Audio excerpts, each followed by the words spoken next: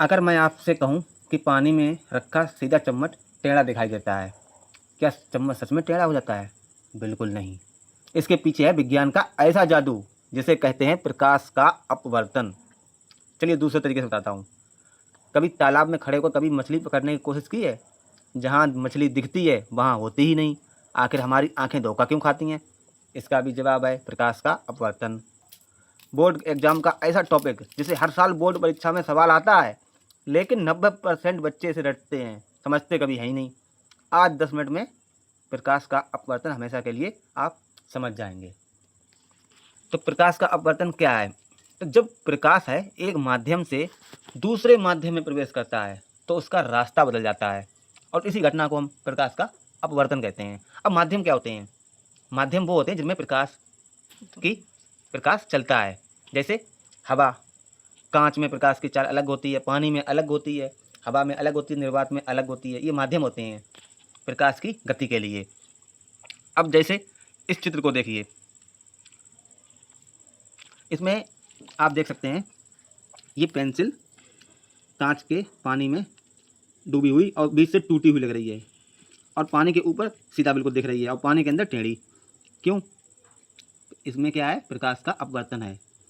क्या है? प्रकाश जो है हमारा, जो ऊपर पेंसिल है वो हवा में है, तो जब प्रकाश हवा से पानी के अंदर जाता है, यानी माध्यम चेंज हो गया ना, हवा से पानी हो गया, तो प्रकाश की चाल बदल जाती है। क्या बदलती है? चाल बदल जाती है प्रकाश की जब माध्यम चेंज होता है, और इसीलिए हमारी आंखें धोखा खा जाती हैं और हमें पेंसिल टूटी हुई लगती है, लेकिन होती नहीं है, होती नहीं है।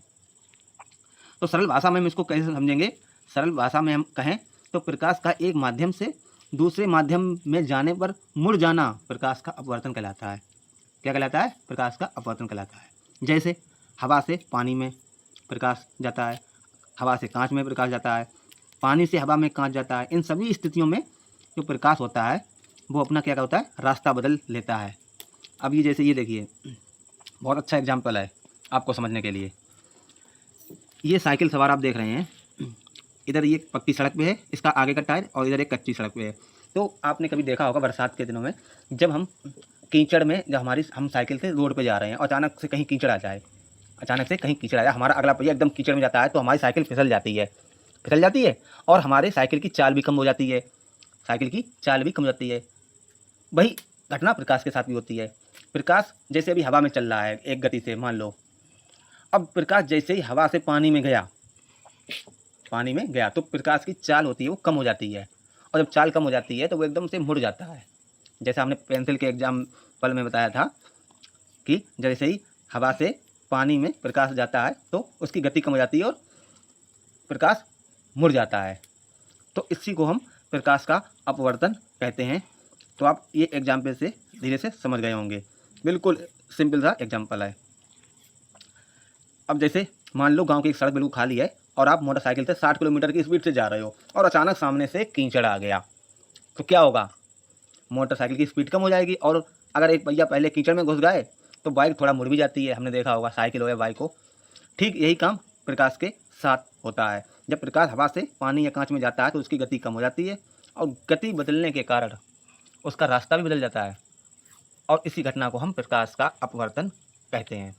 अब हमने आपको बताया था माध्यम क्या होता है। माध्यम, तो प्रकाश जिस पदार्थ में चलता है उसी को हम माध्यम कहते हैं। जैसे हवा में अभी प्रकाश जा रहा है, हम जो देख रहे हैं हवा में है, ये हवा में है, तो हम ये जो हवा है वो प्रकाश का माध्यम है। और जैसे ही पानी में गया तो पानी माध्यम बन गया, जैसे ही कांच में गया प्रकाश तो कांच माध्यम बन गया, तेल में गया तो तेल माध्यम बन गया। ये सभी माध्यम हैं, मीडियम हैं प्रकाश के।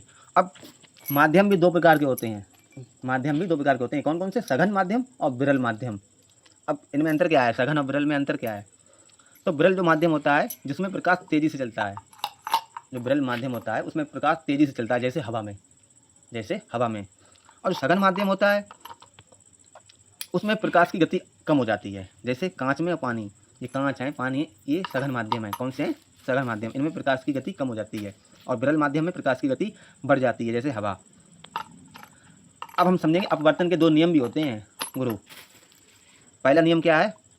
पहला नियम है कि आपतित किरण, अविलंब और अपवर्तित किरण एक ही तल में होते हैं। अब आपके मन में एक डाउट चला होगा, आपतित किरण क्या होती है, अविलंब क्या होता है, अपवर्तित किरण क्या होती है?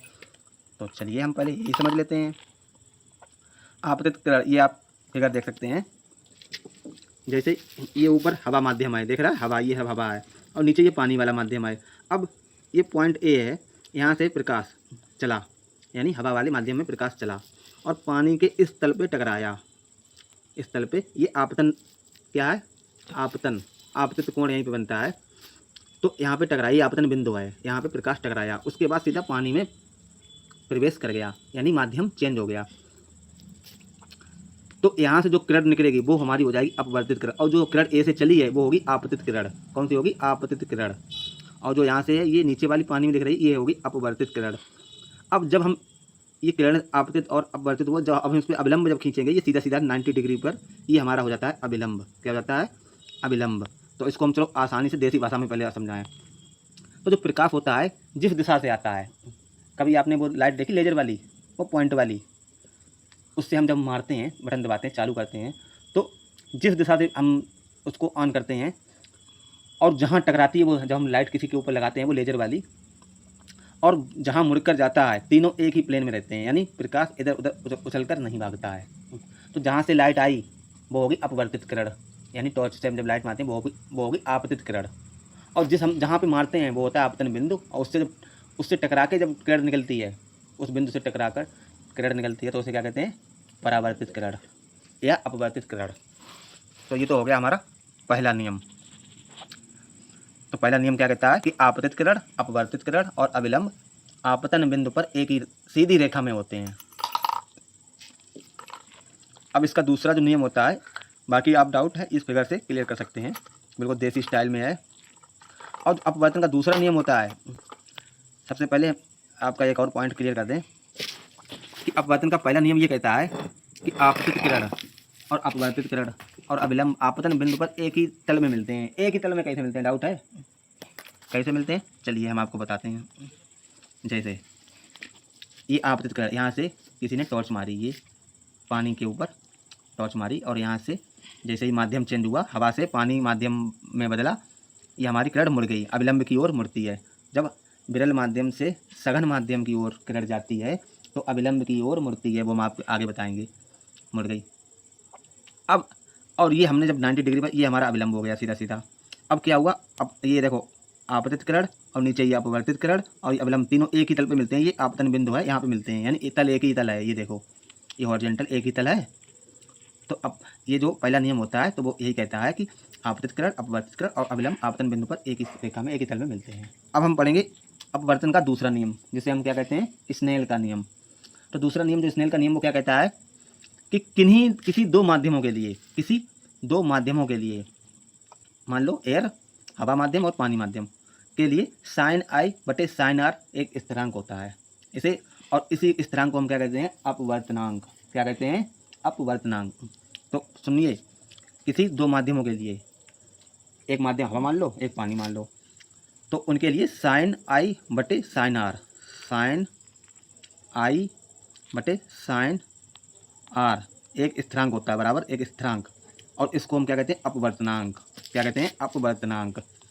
तो आपतित किरण, अपवर्तित किरण और अविलंब सभी एक ही तल में होते हैं, तब साइन आई बटे साइन आर बराबर नियतांक, यानी स्थिर होता है। इसको हम स्नेल का नियम कहते हैं, और इसी स्थिर नियतांक को हम कहते हैं अपवर्तनांक, sine i upon sine r को। जैसे यहाँ से किसी ने टॉर्च मारी, हवा से हमने इसे टॉर्च मारी, नीचे हमारा पानी रखा है कांच के बर्तन में, उस पर हमने टॉर्च मारी, ये जगह टॉर्च से हमने लाइट मारी, ये लाइट आई और पानी के तल पे ऊपर मारी, और जैसे ही तल में ये पानी के अंदर लाइट की किरणें जाएंगी तो ये हमारे जो अविलंब है, अविलंब होता है सीधी रेखा, इसकी ओर मुड़ जाएगी, क्योंकि विरल से किरण सघन की ओर जा रही है तो अविलंब की ओर मुड़ेगी। तो जहाँ पे ये किरण, ये तल होता है, एक ही तल पे मिल रही है, ये आपतन, जैसे आपतन बिंदु कहते हैं। ये हमारा माध्यम वायु हो गया, नीचे पानी हो गया, तो जैसे ही वायु से पानी में किरण जाएगी तो अविलंब की ओर मुड़ेगी। तो इनमें जो कोण बनता है, ये आई कोण ऊपर हवा में और नीचे ये आर पानी में, तो साइन आई बटे साइन आर यही होता है, साइन आई बटे साइन आर, यानी सामने सामने के कोण है आई और आर, तो साइन आई बटे साइन आर बराबर स्थिरांक, स्थिर होता है। तो इसे हम स्नेल का नियम कहते हैं। जैसे साइन आई बटे साइन आर बराबर म्यू 2 अपॉन म्यू 1 बराबर नियतांक। म्यू क्या होता है, ये होता है हमारा म्यू 1 पहले माध्यम का अपवर्तनांक जैसे वायु का था, और μ2 दूसरे माध्यम का अपवर्तनांक, देखो दूसरा माध्यम क्या था हमारा, पानी, तो μ2/μ1। और देसी, अगर इसका देसी उदाहरण जानना चाहते हो तो देसी उदाहरण इसका ये कहता है, क्या कहता है कि जब हम पानी में कोई डंडा डालते हैं तो हमें डंडा टेढ़ा दिखाई देता है पानी में। यह प्रकाश के अपवर्तन के कारण होता है और यही स्नेल के नियम को दर्शाता है। बहुत इजी तरीका है। इसका मतलब है कि प्रकाश कितनी मात्रा में मुड़ेगा ये दोनों माध्यमों पर निर्भर करेगा। हवा से पानी में जाने पर क्या होता है, अब हम ये जानेंगे। हवा से पानी में जाने पर, जब प्रकाश हवा से पानी में जाता है तब क्या होता है, तब ये होता है कि जब प्रकाश हवा से पानी में जाता है तो प्रकाश की गति हो जाती है कम, और किरण जो होती है वो अविलंब की ओर मुड़ती है। हमने बोला था अभी कि जब हवा से पानी में किरण जाएगी, यानी कि विरल से सघन माध्यम में जाएगी, तो किरण होती है अविलंब की ओर मुड़ती है। और इसकी याद रखने की एक ट्रिक भी है, इसकी याद रखने की एक ट्रिक है, और वो ट्रिक क्या है कि धीमा हुआ तो अविलंब की ओर गया, धीमा हुआ तो अविलंब की ओर गया, यानी प्रकाश की गति धीमी हुई तो अविलंब की ओर झुक गई। अब क्या होगा, अब पानी से अगर हवा में जाने पर प्रकाश में क्या चेंजेस आएंगे गति में, तो जब प्रकाश पानी से हवा में जाता है तो उसकी गति बढ़ जाती है। अब अगर पानी से अगर टॉर्च मार के हवा में ऊपर मारी जाए तो उसकी गति बढ़ जाती है, तो किरण क्या होती है, वो अविलंब से दूर हटती है। किससे हटती है, अविलंब से दूर हटती है। चलिए हम आपको फिगर से बताते हैं। अब ये हवा से पानी में किरण जा रही है, तो ये देखिए ऊपर है, ये अविलंब है, तो इसकी ओर मुड़ रही है, ये मुड़ रही है इधर। और अगर इधर ये पानी से ऊपर मारते तो ये किरण भागती दूर इधर को, ये भागती इधर को, ये उधर को, दूर भागती है अविलंब से। अब आप समझ गए होंगे। तो इसकी एक ट्रिक क्या है कि तेज हुआ तो अविलंब से दूर, धीमा हुआ तो अविलंब के पास, और तेज हुआ तो अविलंब से दूर। ये ट्रिक है बहुत ही इजी। अब कभी सोचा है कि हीरा इतना चमकदार क्यों होता है, जो डायमंड होता है कितना चमकदार होता है, बहुत ज़्यादा क्यों होता है? क्योंकि हीरे का जो अपवर्तनांक होता है वो बहुत ही ज़्यादा होता है। और क्यों होता है, वो इसलिए होता है कि क्योंकि इसका हीरे का अपवर्तनांक ज़्यादा होता है, इसलिए जो प्रकाश होता है इसके अंदर कई बार मुड़ता है और परावर्तित होता है, फिर मुड़ता है, फिर परावर्तित होता है। और यही कारण होता है कि प्रकाश के परावर्तित होने के कारण हीरा बहुत चमकदार दिखाई देता है। अब आपको डाउट होगा कि अपवर्तनांक क्या होता है, रिफ्रैक्टिव इंडेक्स होता क्या है अपवर्तनांक।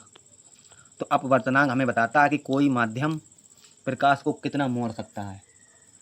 अपवर्तनांक हमें बताता है कि कोई माध्यम प्रकाश को कितना मोड़ सकता है। इसका सूत्र होता है n बराबर c/v, n बराबर c/v। तो n क्या होता है, अपवर्तनांक। इस पर न्यूमेरिकल आएंगे तो आपको इसी सूत्र से हल करने होंगे। और c हो जाती है निर्वात में प्रकाश की चाल, क्या हो जाती है, निर्वात में प्रकाश की। b होता है माध्यम में प्रकाश की गति। n बराबर c/v, यानी c मतलब निर्वात में प्रकाश की गति बटे माध्यम में, जिस माध्यम में पूछा जाए उसकी गति। तो जिस माध्यम का अपवर्तनांक ज़्यादा होगा उसमें प्रकाश की गति होगी कम, समझे। जिस माध्यम का अपवर्तनांक ज़्यादा होगा उसमें प्रकाश की गति होगी कम। और हीरे का अपवर्तनांक होता है बहुत ज़्यादा, इसलिए उसमें प्रकाश की गति होती है कम। इसीलिए हीरा हमें दिखाई देता है बहुत ज़्यादा चमकदार, क्योंकि प्रकाश उससे बाहर निकल ही नहीं पाता है, उसी में रिफ्लेक्ट होता रहता है, मुड़ता है रिफ्लेक्ट, मुड़ता है रिफ्लेक्ट। तो आज की हमारी वीडियो होती है यहाँ पे ख़त्म। कैसी लगी तो हमें कमेंट बताएं, और अगली ये भी बताएं कि अगली वीडियो हम किस टॉपिक पर लेके आएँ, वो भी बिल्कुल ट्रिक के साथ देहाती स्टाइल में। मिलते हैं अगली वीडियो में।